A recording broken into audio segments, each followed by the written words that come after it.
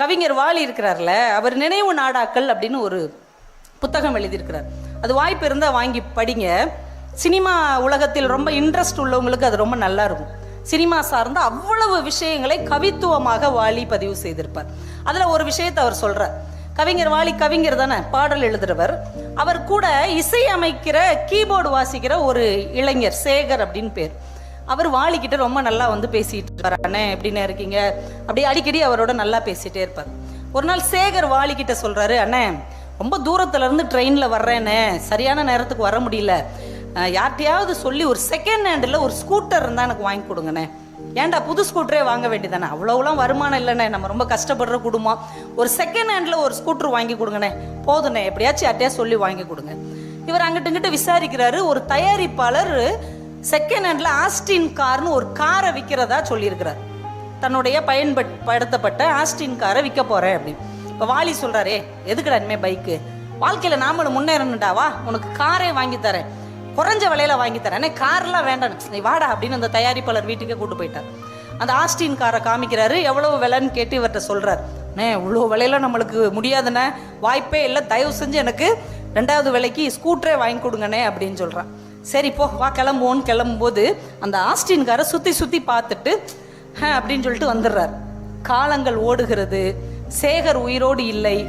Austin காரை வாங்கக்கூட முடியாத சேகரின் மகன் இந்தியாவுக்கு 2 ஆஸ்கார் வாங்கி கொடுத்தான். அவன் பெயர் ஏஆர் ரகுமான் என்று பதிவு செய்திருக்கிறார். ஒரு ஆஸ்டின் கார் வாங்க முடியாத தகப்பனின் பிள்ளையாக பிறந்து அதே இசைத்துறையில் தனக்கென்று ஒரு மிகப்பெரிய உயரத்தை தொட்டு இந்தியாவிற்கு 2 ஆஸ்கார் வாங்கி கொடுத்தவர் ஏஆர் ரகுமான். அவருடைய அப்பா தான் வாலிக்கு ஃப்ரெண்டா இருந்த சேகர். இப்போ ஒரு தகப்பனுடைய எளிய கனவை அதற்கு பின்னால் வருகிற பிள்ளைகள் நிறைவேற்றி வைப்பார்கள் என்றால் அதுதான் மெய்ப்பட இருக்கிற உண்மையான கனவு.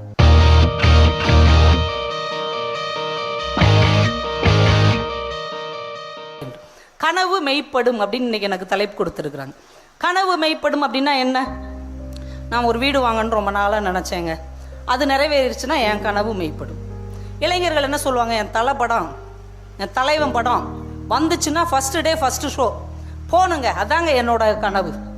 எனக்கு ரொம்ப பிடிச்ச ஒரு பொண்ணு, அந்த பொண்ணை தான் நான் கல்யாணம் பண்ணிக்கணும், இதாங்க என் கனவு. இப்படி ஒவ்வொருத்தரும் ஒரு கனவு சொல்லுவாங்க இல்லையா? இது எல்லாமே கனவா? சராசரி மனிதர்கள் சாதிக்கக்கூடிய விஷயத்தை யோசிப்பதற்கு கனவு என்று பெயர் இல்லை, அதற்கு ஆசை என்று பெயர். ஆசையை தாண்டி ஆத்மார்த்தமாக உங்களை எது விரட்டி கொண்டே இருக்கிறதோ அதை நீங்கள் எப்போது மெய்ப்பட வைக்கிறீர்களோ அதுதான் உங்கள் கனவு என்று அர்த்தம். ஆத்மார்த்தமா உன்னை நேசிப்பது அப்படின்னா என்ன? நீங்க ஆத்மார்த்தமா உன்னை விரும்புறீங்க, ஆத்மார்த்தமா உன்னை செய்யணும்னு நினைக்கிறீங்க, அதை நாம் செய்யவே முடியலன்னு வைங்க, நம்ம காலமே கடந்து போயிடுச்சுன்னு வைங்க, 200 வருடம் கழித்தும் கூட ஆத்மார்த்தமானதாக உங்கள் கனவு இருந்தால் அது நிச்சயமாக நிறைவேறும். அது இந்த மண்ணில் நடந்திருக்கிறது. நான் ராஜபாளையத்திலேருந்து வர்றேன். என் ஊருக்கு பக்கத்து ஊரில் யார் இருக்கிறாங்க?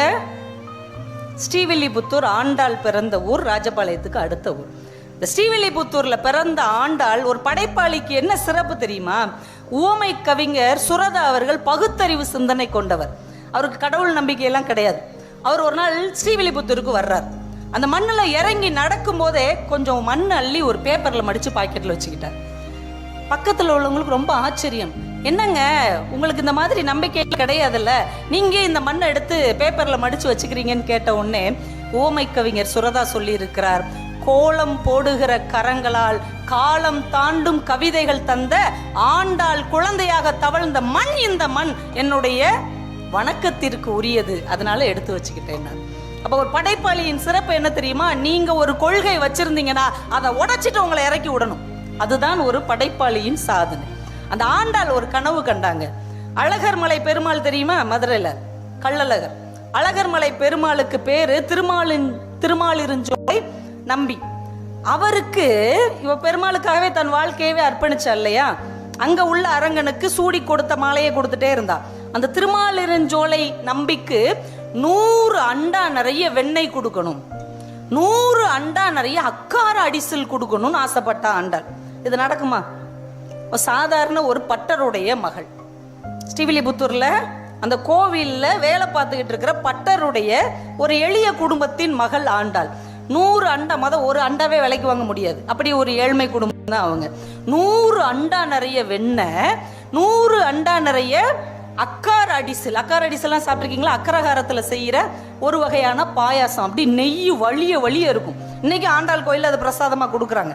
ஆடி போகிற திருவிழாவுக்கு நீங்கள் வந்தீங்கன்னா டெய்லி சாப்பிட்லாம் அக்கார அடிசல். 100 அண்டா நிறையா நான் தர்றேன். இதை பாட்டா பதிவு செஞ்சுட்டா. 100 தடா அக்கார அடிசில், 100 தடா வெண்ணெய் உனக்கு சொன்னேன் அப்படின்ட்டா. இவளால் செய்ய முடியாது, தர முடியாது. என்ன பண்ணிட்டா? சொன்னேன், நான் அதை வார்த்தையா சொல்லிட்டேன், இதை நீ ஏத்துக்கோ பெருமாளேன்னு எழுதிட்டு போயிட்டா. அதுக்கப்புறம் எல்லாரும் இதை படிக்கிறாங்க. எத்தனை வருஷம் படிக்கிறாங்க? 200 வருஷமா படிச்சுட்டு இருக்கிறாங்க. 200 வருடம் கடந்து ராமானுஜர் அந்த மண்ணில் தோன்றுகிறார், தமிழ் மண்ணில். அவர் அதை எடுத்து படிக்கிறார். அடடா, ஆண்டாள் இறைவனை கைப்பிடிக்க வேண்டும் என்று கனவு கண்டு அந்த கனவையே நிறைவேற்றியவள். ஆனா 100 அண்டா நெய், 100 அண்டா அக்கார அடிசில், இதை கொடுக்க முடியாம போயிட்டாளே.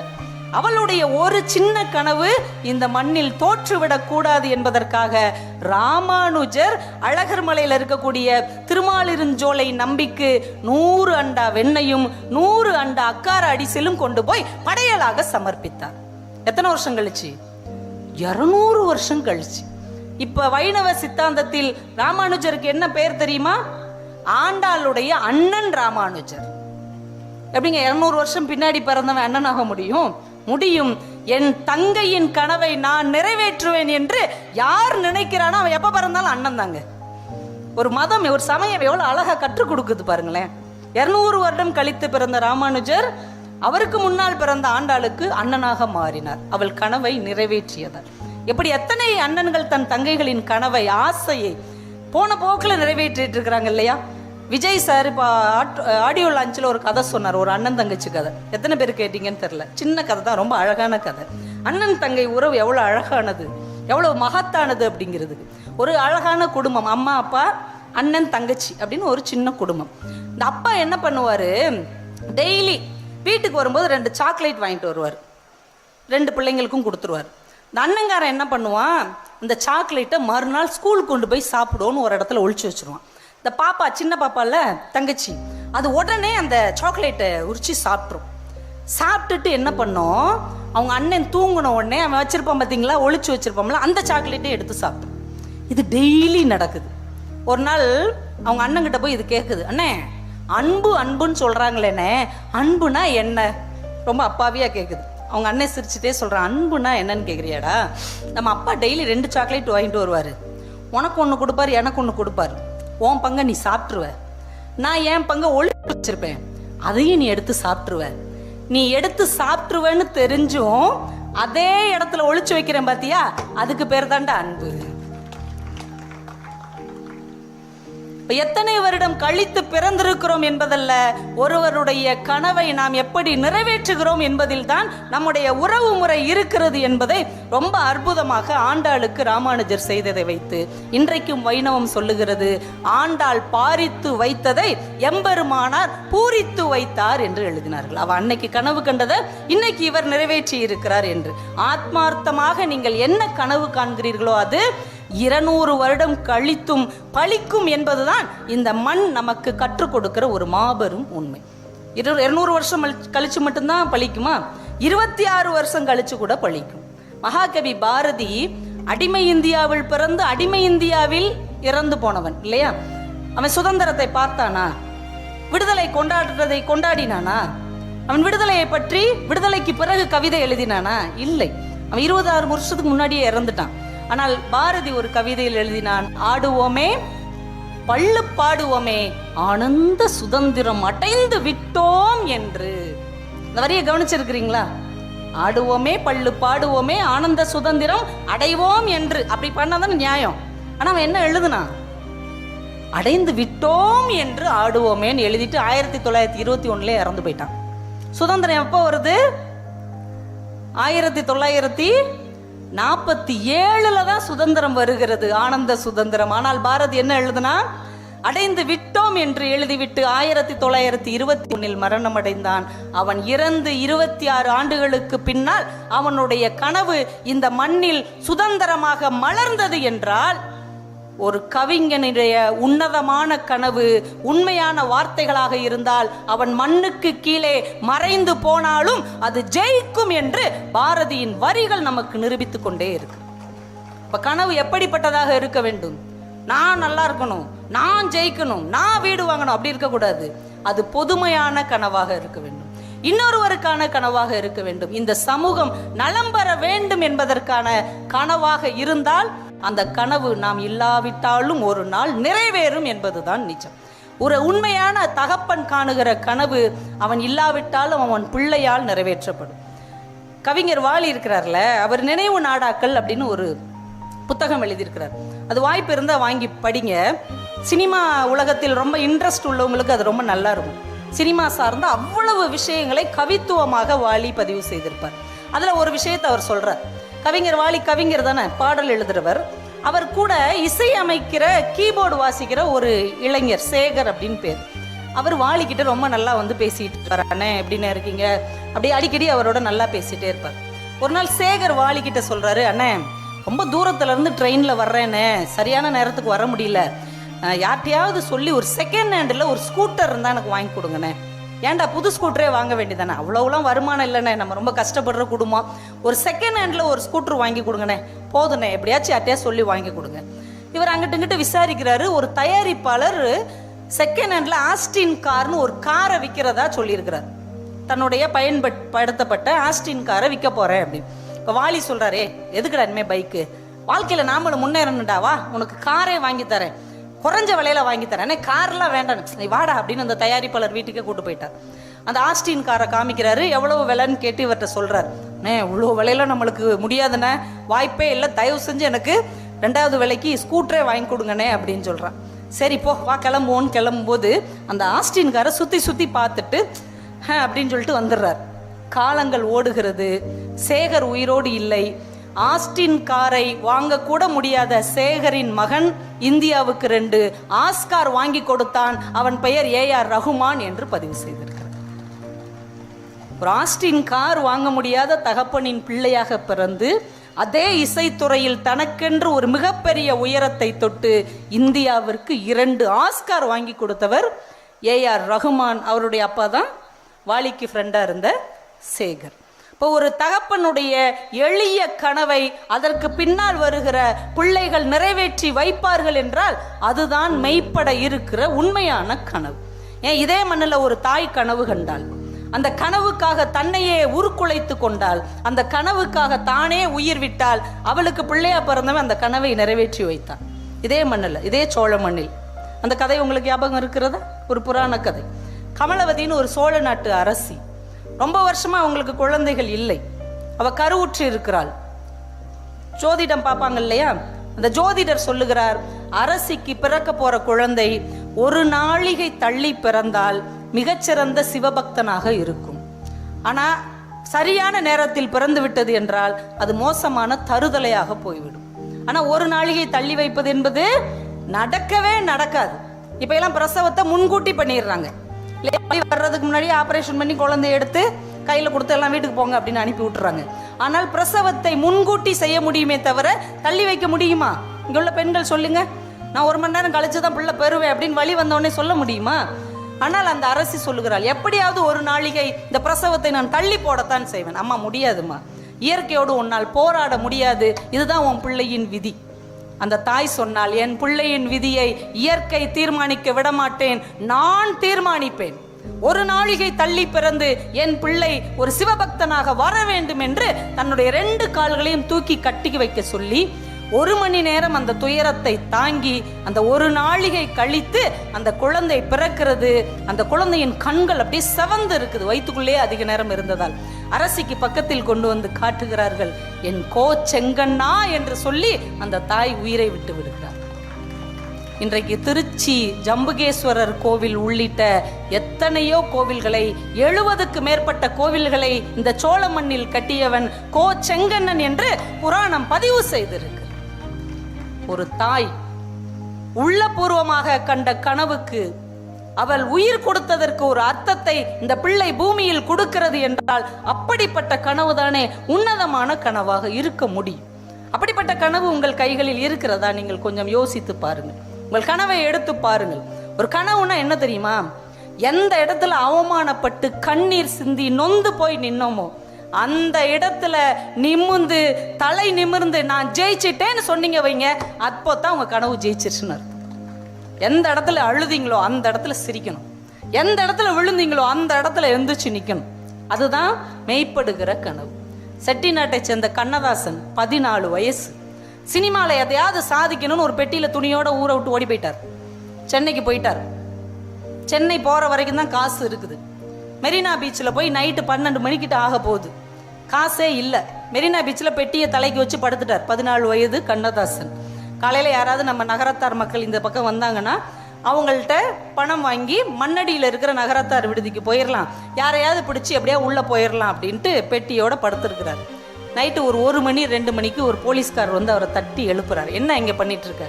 இல்லைங்க, கையில் காசு இல்லை, அதான் படுத்துருக்கிறேன். எங்கே போகணும்? நீ மண்ணடிக்கு போகணும், கிளம்பு. இல்லைங்க, என்னால் போக முடியாதுங்க, கையில் காசு இல்லை. இல்லை இல்லை கிளம்பு, இல்லைன்னா 4 நாள் கொடு அப்படின்றார். அப்புறம் 4 நாள் இருந்தால் நானே பஸ்ஸில் போயிருப்பேன்ல, என்கிட்ட காசே இல்லைங்க. அப்போ நடையை கட்டுன்னு 2 அடி விட்டார். அழுது கொண்டே கண்ணதாசன் என்கின்ற அந்த சிறுவன் அந்த பெட்டியை தன் தலையில் சுமந்து கொண்டு மெரினா பீச்சிலிருந்து மண்ணடி வரைக்கும் விடிய விடிய நடந்து போயிருக்கிறார். போகும்போதே என் மனசுக்குள்ள சொல்லியிருக்கிறார், இந்த மெரினா பீச்சில் இந்த காந்தி சிலைக்கு கீழே நான் விட்ட கண்ணீர் ஒரு நாள் வெற்றி என்கின்ற மரமாக மாறும் என்று மனசுக்குள் சொல்லிக்கொண்டே போயிருக்கிறார். காலம் ஓடுகிறது. அவர் பத்திரிகை ஆசிரியராக மாறுகிறார், கவிஞராக மாறுகிறார், பாடலாசிரியராக மாறுகிறார், சினிமா படத்தின் தயாரிப்பாளராக மாறுகிறார். அவர் சொந்த படம் எடுக்கிறார். படத்துக்கு சுமை தாங்கி அப்படின்னு பேர். இந்த படத்துக்கு ஹீரோ ஜெமினி கணேசன். அவரை வச்சு ஒரு பாட்டு எடுக்கணும். கரெக்டாக கூட்டு வந்தார். மெரினா பீச்சில் காந்தி சிலைக்கு பக்கத்தில் ஜெமினி கணேசனை பாட விட்டார். பாடிக்கிட்டே இப்படியே நடங்க. அப்போ அந்த பக்கமும் இந்த பக்கமும் கார்கள் போய்கொண்டும் வந்து கொண்டும் இருக்குது. இந்த காட்சியை எடுத்துட்டு அந்த ஃபிலிமை மட்டும் கொடுறா அப்படின்னு வாங்கிட்டு வந்து வீட்டில் போடுறார். பிள்ளைகளை பூரா அங்கிட்டு உட்கார வச்சார். இங்கே பார், உட்கார், கவனிச்சுப்பார். இந்த இடத்துல தான், இந்த காந்தி சிலைக்கு பக்கத்துல தான் காலனா காசு இல்லாமல் அவங்க அப்பா மெரினா பீச்சில் இருந்து மண்ணடி வரைக்கும் நடந்தே போனான். ஆனால் இப்போ ஜெமினி கணேசன் பாடும்போது இந்த பக்கமும் அந்த பக்கமும் 7 கார் போச்சு இல்லையா? இந்த 7 காரும் என்னுடைய சொந்த கார் என்று சொன்னார். நாளனா இல்லாமல் நடந்து போன அந்த கவிஞன் அதே இடத்தில் 7 கார்களை நடத்த முடிந்தது என்றால், எங்கே நாம் அவமானப்பட்டோமோ அந்த அவமானத்தை மூலதனமாக வைத்தால் அது வெகுமானமாக விரிந்து நிற்கும் என்பதற்கு கண்ணதாசனுடைய வாழ்க்கை ஒரு மிகப்பெரிய அடையாளமாக இந்த மண்ணில் பதிவு செய்யப்பட்டிருக்கிறது. அதற்கு நம்முடைய கனவு உன்னதமானதாக உயர்வானதாக இருக்க வேண்டும். இந்த கனவு உன்னதமானதாக இருந்தால் நீங்க அந்த இடத்துல இல்லாட்டி கூட அந்த இடத்த நீங்க ஜெயிச்சிடலாம். இங்க திருநெல்வேலி பாளையங்கோட்டை பக்கம் யாராவது வந்திருந்தீங்கன்னா அங்க உள்ள ஒரு 3 தலைமுறை பெண்கள்கிட்ட நீங்க கூப்பிட்டு கேட்டு பாருங்க. 10க்கு 8 பேர் சொல்லுவாங்க நீங்க எந்த காலேஜில் படிச்சீங்க, எந்த ஸ்கூல்ல படிச்சீங்க அப்படின்னு கேட்டா எஸ்டிசியில் படிச்சேன்னு சொல்லுவாங்க. எஸ்டிசி கிட்டத்தட்ட ஒரு 10 லட்சம் பெண்கள் படித்த பள்ளிக்கூடம், கல்லூரி எஸ்டிசி, சாராள் டக்கர் கல்லூரி. சாராள் டக்கருங்கிற பேரை கேட்டவுடனே உங்களுக்கு தெரிஞ்சிருக்கும், இது ஏதோ ஒரு ஆங்கில நாட்டு பெண்மணி திருநெல்வேலிக்கு வந்து ஒரு பள்ளிக்கூடத்தை தொடங்கி பொம்பளைங்களெல்லாம் படிக்க வச்சிருக்கிறாங்க. இப்படி தானே நீங்கள் நினைப்பீங்க. ஆனால் உண்மை என்ன தெரியுமா? 18ஆம் நூற்றாண்டில் அந்த சாரா டக்கருடைய அண்ணன் ஜான் டக்கர் என்பவர் திருநெல்வேலியில் மருத்துவ பணி செய்து வருகிறார். அப்போ நம்ம சுதந்திரம் வாங்கலை, ஆங்கிலேயர்களுடைய ஆட்சியில் இருக்கிறோம். அப்போ நடக்கிற சம்பவங்களை எல்லாம் தான் தங்கைக்கு கடிதமாக எழுதுவார். இப்போலாம் யானுங்க கடிதம் எழுதுறா? இன்னைக்கு கடித இலக்கியம் அப்படிங்கிற ஒன்றையே நம்ம தொலைச்சிட்டோம். என்னைக்கு மொபைல் ஃபோன் கையில் வந்துச்சோ எல்லாமே டட வாட்ஸ்அப் தான், ஃபேஸ்புக் தான். இல்லை, கடிதம்ங்கிறதே காணாமல் போச்சு. அவர் தன் தங்கைக்காக கடிதம் எழுதுவார். ஏன் அப்படின்னா அந்த பொண்ணு ஒரு மாற்றுத்திறனாளி, 2 கால்களும் இல்லாதவங்க, வீட்டுக்குள்ளேயே தான் இருப்பாங்க. அதனால அவளுக்கு பொழுது போகணும், இந்த நாட்டை பற்றி ஒரு அறிமுகம் கொடுக்கணும், நல்ல சிந்தனையாளர் அந்த பொண்ணு. அதனால வாரத்துக்கு ஒரு முறை இந்த இந்தியாவில் என்ன நடக்குது, திருநெல்வேலியில் என்ன நடக்குது, எல்லாரும் எப்படி இருக்காங்கன்னு ஒரு கடிதமாக எழுதுவார். ஒரு நாள் அவர் ஒரு கடிதம் எழுதியிருக்கிறார். சாரால், நான் இன்னைக்கு ஒரு தெரு வழியா குதிரையில் போனேன், தண்ணி தாகமாக இருந்தது, ஒரு வீட்டு கதவை தட்டினேன், ஒரு பொண்ணு இப்படி மெதுவாக கதவை திறந்தாங்க, தண்ணி வேணுமான்னு கேட்டேன், படக்குன்னு கதவை போட்டிட்டு உள்ளே ஓடி போயிடுச்சு.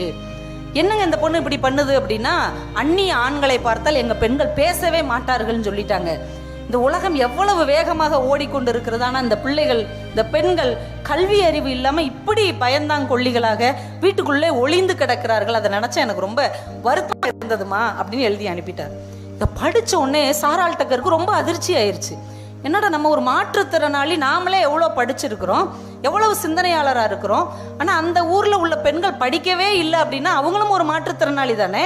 இப்போ இப்படிப்பட்ட பிள்ளைகளுடைய வாழ்க்கையில் ஒரு முன்னேற்றத்தை ஏற்படுத்த வேண்டும் என்று இந்த அம்மா என்ன பண்ணுறாங்க, தங்கிட்ட இருந்த 20 பவுன், ரொம்ப நன்றிங்க, இது ஒரு சகோதர பாசம்தான், தங்கிட்ட ஒரு 20 பவுன் நகை இருந்திருக்கு. 18ஆம் நூற்றாண்டில் 20 பவுன் நகைன்னா அது எவ்வளோ பெரிய அமௌண்ட், யோசிச்சு பார்த்துக்கோங்க. 20 பவுன் நகை எல்லாம் சேர்த்து அவங்க அண்ணனுக்கு இந்தியாவுக்கு அனுப்பிட்டாங்க. அந்த ஊரில் ஒரு பள்ளிக்கூடத்தை கட்டு, ஒரு ஆசிரியர் பயிற்சி நிறுவனத்தை கட்டி அந்த பெண்களை எல்லாம் படிக்க வை, இதுதான் என்னுடைய மிகப்பெரிய ஆசைன்னு பணத்தை அனுப்பிட்டாங்க. உடனே அந்த அண்ணனும் தங்கச்சி சொன்ன வார்த்தைக்காக அங்கே ஒரு பள்ளிக்கூடத்தையும் ஒரு ஆசிரியர் பள்ளி நிறுவனத்தையும் ஆரம்பித்து நடத்திக்கிட்டே இருக்கிறாங்க. 13 வருஷம் நல்லபடியாக நடத்திட்டாங்க. அதுக்கப்புறம் இவங்களுக்கு பணம் இல்லை, வசதி இல்லை. இந்த அம்மா கொஞ்சம் கொஞ்சமாக அவங்ககிட்டையும் இவங்ககிட்டையுமா வாங்கி அனுப்பிச்சு முடியலை. 13 வருஷம் கழித்து அந்த ஸ்கூலில் 2த்தையும் இழுத்து மூடியாச்சு. ரொம்ப கண்ணீரோட கடிதம் எழுதுறார் சாராள். இதுக்கு மேலே நம்மளால் சமாளிக்க முடியலை, எந்த ஒரு உதவியும் இல்லாமல் நடத்த முடியலை, மன்னிச்சுக்கோ, அந்த 2 நிறுவனங்களையும் மூடியாச்சு அப்படின்னு. அவளால் தாங்கவே முடியலங்க. எங்கேயோ இங்கிலாந்துல லண்டன்ல பிறந்து வளர்ந்த ஒருத்தி, இந்தியா எந்த திசையில் இருக்கிறது என்றே தெரியாது, திருநெல்வேலி பாளையங்கோட்டை என்கின்ற வார்த்தையை உச்சரிக்க கூட அவளுக்கு தெரியுமானா நிச்சயமாக தெரிந்திருக்க வாய்ப்பே இல்லை. அந்த பெண்ணுக்கு தாங்க முடியல. நம்ம வாழ்க்கையில ஒரு லட்சியமா அந்த ஊர் பெண்களை படிக்க வைக்கணும்னு நினைச்சோமே, அது நடக்கவே இல்லையே அப்படின்னு நொந்து நொந்து நொந்து மனம் நொந்து படுத்து படுக்கை ஆயிட்டாங்க. அவள் ஃப்ரெண்ட்ஸ் எல்லாம் அவளை சுற்றி நிற்கிறாங்க. அவள் கடைசி படுக்கையில் இருக்கிறார். அவளுடைய தோழிகள் 3 பேர் வந்து, என்னம்மா உனக்கு ஏன் பிரச்சனை, ஏன் இப்படி ஒவ்வொரு நாளும் இப்படி நலிந்து கொண்டே போகிறாயின்னு அவளுடைய தோழிகள் மரியா, சோஃபியா, ஜோன்வா அப்படிங்கிற 3 தோழிகளும் கேட்குறாங்க. அவங்க 3 பேர் கையையும் பிடிச்சி அழுது கொண்டே இவள் சொல்லுகிறாள், வாழ்க்கையில் நான் எனக்கு எந்த கனவும் கண்டதே இல்லை, எனக்காக எந்த லட்சியமும் என்னிடம் இல்லை, நான் தான் மாற்றுத்திறனாளியாக பிறந்து விட்டேன். ஆனால் எங்கோ திருநெல்வேலியில் பாளையங்கோட்டையில் இருக்கிற அந்த பெண்கள் வாழ்க்கை அப்படி ஆகிவிடக்கூடாது என்பதற்காகத்தானே நான் இவ்வளவு பிரயாசைப்பட்டேன். ஆனால் என் கனவு உடைந்து நொறுங்கி விட்டது, என் கண் முன்னாலே அந்த கோட்டை உடைந்து விட்டது, இனி நான் வாழ்வதில் அர்த்தமில்லை தோழிகளேன்னு சொல்லிட்டே இறந்து போயிட்டாங்க. இப்போ இந்த 3 தோழிகள் நின்று கேட்டுட்டே இருக்கிறாங்க. அவங்களால அதை தாங்கிக்கவே முடியல. எங்கேயோ ஒரு தேசத்தில் யாரோ பெண்கள் படிக்க வேண்டும் என்று என் தோழி உயிரையே விட்டிருக்கிறாள் என்று இந்த 3 பெண்களும் சேர்ந்து லண்டன்ல கஷ்டப்பட்டு சிரமப்பட்டு 811 பவுன் நகையை தயார் பண்ணி அவங்க அண்ணனுக்கு அனுப்பி, சாராள் டக்கருடைய கனவு ஒரு நாளும் அழிந்து போகக்கூடாது, அந்த பகுதி பெண்கள் படித்தே தீர வேண்டும், அவ்வளோ பணம் அனுப்பி வைக்கிறாங்க. இன்றைக்கு வரைக்கும் 3 தலைமுறை பெண்களுக்கு கிட்டத்தட்ட 10 லட்சத்துக்கு மேலான பெண்கள் அங்கே படிப்பதற்கு காரணம் சாராள் டக்கர் பள்ளியும் சாராள் டக்கர் கல்லூரி. ஆனால் அந்த பெண்மணி இந்தியாவிற்கு வந்ததே இல்லை, திருநெல்வேலியை அவர்கள் பார்த்ததே இல்லை, பாளையங்கோட்டை எப்படி இருக்கும் என்று அவர்களுக்கு தெரியவே தெரியாது, இந்திய பெண்கள் எப்படி இருக்கிறார்கள் என்பதே தெரியாது. ஆனால் ஏதோ ஒரு தேசத்தில் பிறந்து ஏதோ ஒரு தேசத்தின் பெண்களின் வாழ்க்கையை ஒருபடி உயர வைக்க வேண்டும் என்று கனவு கண்டாள் இல்லையா, அவள் கனவு அவளுடைய தோழிகளால் நிறைவேற்றப்பட்டது. உங்கள் கனவு உன்னதமானதாக இருந்தால், இந்த உலகத்திற்கானதாக இருந்தால், யாராலும் அழிக்க முடியாததாக இருந்தால், காலம் கடந்தும் அது ஜெயிக்கும் என்று இந்த மண்ணில் எத்தனையோ பெரிய மனிதர்கள் நிரூபித்து கொண்டே இருக்கிறார். இதெல்லாம் எந்த காலத்துலயோ நடந்ததுங்க. சினிமாவில் நடக்கும், இலக்கியத்தில் நடக்கும், ஏதாவது லண்டனில் நடக்கும். சும்மா பூவாக சுற்றிக்கிட்டே இருக்காதீங்க அப்படின்ற மாதிரி நீங்கள் நினச்சிங்கன்னா, நம்ம பகுதியில் நடந்த 2 விஷயத்த சொல்லி நான் முடிச்சிடுறேன். ஒரு இளைஞனுங்க ஒரு 12th முடிச்சு காலேஜ் முடிக்கிறான், ஒரு வேலைக்கு போகணும்னு கனவு காண்றான். எத்தனை முறை அந்த வேலைக்காக முயற்சி பண்ணுவான். அந்த வேலையில் இந்த வேலைக்கு தாங்க போகணும், திரும்ப திரும்ப திரும்ப திரும்ப தோத்து தோத்து தோத்து ஒரு இன்டர்வியூக்கு எத்தனை தடவை போவான். ஒரு உத்தேசமாக சொல்லுங்களேன், நீங்கள் ஒரு வேலைக்கு போகணுன்னு விரும்புகிறீங்க, திரும்ப திரும்ப திரும்ப முயற்சி பண்ணுறீங்க. ஒரு 5 தடவை, 10 தடவை, ஒரு 15 தடவை, கிட்டத்தட்ட 29 முறை தோற்று 30வது தடவை ஒரு இளைஞன் 7 வருஷம் கடினமாக, அவங்க குடும்பத்திலேயே எல்லாருக்கும் ஒரே ஒரு கனவு தான், இந்த குடும்பத்துலேருந்து ஒருத்தனாவது மிலிட்ரிக்கு போகணும்டா. அப்படி தாத்தாவால் முடியல, பாட்டையாவால் முடியலை, அப்பாவால் முடியலை. இந்த பையன் என் 3 தலைமுறை சாதிக்காத கனவை நான் சாதித்தே தீருவேன் என்று 29 தடவை எக்ஸாம் எழுதி தோத்து போய் 30வது முறை கடலோர இராணுவ காவல்துறையில் இன்றைக்கு அவன் பணியில் சேர்ந்திருக்கிறான். ராம் சங்கர் என்கின்ற பொள்ளாச்சியை சேர்ந்த ஒரு இளைஞர். ஒரு கனவு கண்டால் அதை தினம் முயன்றால் ஒரு நாள் அந்த கனவு நனவாகும் என்கின்ற நம்பிக்கை உங்களுக்குள் வேர் பிடித்து இருந்தால் அந்த கனவு நனவாகும். நிறைய பெண் குழந்தைகள் இருக்காங்க. நான் சொன்ன உடனே அந்த பாப்பா தான் கை தட்டுச்சு. பெண் குழந்தைகளுக்குன்னு ஒரு கனவு இருக்குங்க. பெண் குழந்தைகளை நீங்க சாதாரணமா நினைச்சிடாதீங்க. ஏதோ அவங்க மேக்கப் போடுறாங்க, செல்ஃபி எடுத்துக்கிறாங்க, தன்னை பத்தியே சிந்திக்கிறாங்க, தன்னை அழகுபடுத்திக் கொள்கிறார்கள். அவங்களுக்குள்ளே ஒரு ஆழமான சிந்தனை இருக்கும், அவங்களுக்குள்ள ஒரு ஆழமான தாக்கம் இருக்கும். அனிதான்னு ஒரு பொண்ணு நீட் எக்ஸாம்ல இறந்து போனாங்க இல்லையா? எல்லாருமே என்ன செஞ்சோம்? அந்த பொண்ணுக்காக அழுதோம் இல்லையா? அந்த பொண்ணுக்காக வருத்தப்பட்டோம் இல்லையா? யார் பெத்த பிள்ளைன்னு தெரியாது, அந்த பிள்ளைய பார்த்தது கூட இல்லை. ஐயோ நம்ம ஊர்ல எப்படி ஒரு பொண்ணு இறந்துருச்சே, நல்லா படிக்கிற பொண்ணு, இன்னொரு தடவை முயற்சி பண்ணியிருக்கலான்னு எல்லாரும் வேதனைப்பட்டோமா இல்லையா? ஆனால் திருச்சிக்கு பக்கத்துல திருவெரும்பூரை சேர்ந்த வில்லட் ஓவியான்னு ஒரு பொண்ணு அப்ப 12ஆம் கிளாஸ் படிச்சுட்டு இருந்தான். அவ காற்று மாசுபடுவதை தடுக்கிற ஒரு சேட்டலைட்டை கண்டுபிடிச்சான். அந்த சேட்டலைட்டை மெக்சிகன்ல இருந்து விண்ணுக்கு ஏவ போறாங்க. அப்ப அந்த விஞ்ஞானிகள் இந்த பொண்ணுகிட்ட கேட்குறாங்க, இந்த செயற்கைக்கோளுக்கு என்ன பெயர் வைக்க போகிறாய்? உன்னோட பேர் வைக்க போறியா, உன்னோட பள்ளிக்கூடத்தின் பெயர் வைக்க போறியா, இல்லை உனக்கு பிடித்த ஏதாவது ஒரு பேர் வைக்க போறியா? அந்த பொண்ணு அந்த இடத்துல சொன்னா, எங்க தமிழ்நாட்டில் பரீட்சையில் தோல்வி அடைந்ததால் மனம் உடைந்து அனிதா என்ற ஒரு பெண் இறந்து போனார்கள். அவர்கள் இந்த மண்ணில் தான் வாழ முடியவில்லை, விண்ணிலாவது அவர்கள் வாழ வேண்டும், இதற்கு அனிதா சேட்டலைட்னு பேர் வை. உங்களை போலவே என்னை போலவே அவளுக்கும் அனிதா என்பது வெறும் பெயராக மட்டும்தான் தெரியும். அவளுக்கு அவ தோழியோ சொந்தக்காரியோ தெரிஞ்சவளோ கிடையாது. ஆனால் இந்த மண்ணில் ஒருத்தியின் கனவு உடைந்து போயிருக்கிறது. அந்த கனவை ஏதாவது ஒரு விதத்தில் நிலை பெற வைக்க வேண்டும் என்கின்ற எண்ணம் இந்த தமிழ் தேசத்தில் ஒரு பெண் குழந்தைக்கு இருந்திருக்கிறது என்றால், பெண் குழந்தைகளை சாதாரணமாக எடை போடாதீர்கள். கனவு மெய்ப்படும் என்கின்ற தலைப்பு கொடுத்ததால் கனவு மெய்ப்படும் என்கின்ற தலைப்போடையே நான் முடிக்கிறேன். புதுக்கோட்டைன்னு ஒரு மாவட்டம் இருக்கு இல்லையா? உங்களுக்கு கிட்டத்தட்ட பக்கத்துல தான். அந்த புதுக்கோட்டைக்கு பக்கத்துல ஒரு சின்ன கிராமத்தில் இந்த கொரோனா காலத்தில் எல்லா அம்மா அப்பாவும் பிள்ளைகளுக்கு மொபைல் வாங்கி கொடுத்தாங்கல்ல. எந்த மொபைலை பார்க்காதன்னு சொன்னோமோ அதே மொபைலை கையில கொடுத்து எப்படியாவது இதை வச்சு படிச்சிருன்னு சொல்லி திணிச்சோம்ல. அப்ப நம்ம பிள்ளைகள் என்ன செஞ்சாங்க? இந்த மொபைல் போனை வாங்கி வச்சுக்கிட்டு வாட்ஸ்அப்ல சேட் பண்ணாங்க, கேம் விளையாடினாங்க, ஃபேஸ்புக்கு ஓப்பன் பண்ணாங்க, இன்ஸ்டாகிராமில் ஃபோட்டோ போட்டாங்க, இன்னும் அதுக்குள்ளே என்னென்ன செய்ய முடியுமோ எல்லாம் செஞ்சாங்க, படிக்கிறத தவிர இதெல்லாம் பண்ணாங்கல்ல.